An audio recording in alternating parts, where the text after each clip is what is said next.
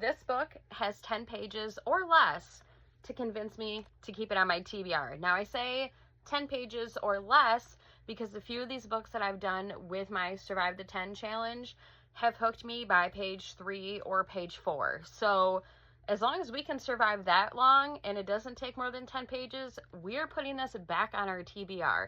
And to be honest, I don't know anything about this. I just read a little bit of the back of it.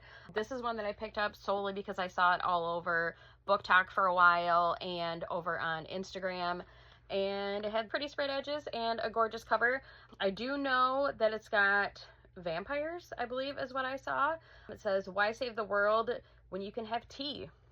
So we are going to dive into this and see if we can get hooked in 10 pages or less. Right off the bat, one thing that I did really like is a map. We love a good map, and it's not a complicated one either, so we love that even more. And then also there are 3 acts in this book, I believe, but this is the page of Act 1, and this is how they all are. So it's got a little bit of fun stuff in the beginning of the acts. And I was right, there are vampires, because the first sentence, "The streets of White Roaring grew fangs at night." And then it goes on to say that Arthie couldn't be bothered by the dark or by vampires because business never stopped.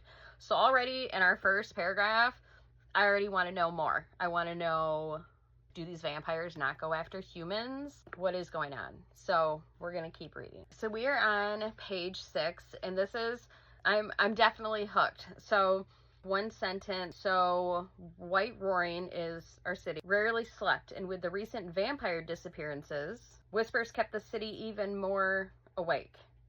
Not, oh my God, I can't even read.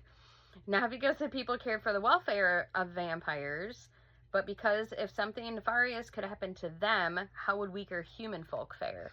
So something is happening to the vampire, and we don't know what yet. But our main character, Arthie, I definitely thought Arthie was a boy, but Arthie is a girl, I have learned. At least I'm pretty sure from what I'm getting from this. But I'm definitely going to say that Tempest of Tea is definitely going back on the TBR.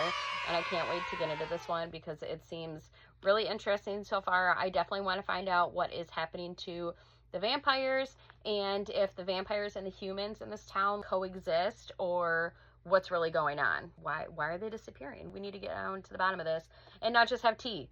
Stay tuned for my next book. I might ever post it later today or tomorrow, but we are definitely dwindling down the TBR, which just makes room for more books.